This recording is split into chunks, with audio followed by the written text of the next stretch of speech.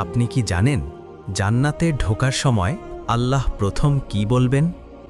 ফেরেশতা কাছে এসে বলবে, ভয় পেও না, আজ তোমার কোনো ভয় নেই, কোনো কষ্ট নেই, কোনো দুঃখ নেই। তারপর একটা দরজা খুলবে, এমন একটা দরজা যেটা খুলতেই আপনার জীবনের সব কষ্ট 1 সেকেন্ডে শেষ হয়ে যাবে। যে কষ্ট কেউ বোঝেনি, যে কান্না কেউ দেখেনি, যে রাতগুলো একা একা পার করেছেন, সব এক মুহূর্তে শেষ।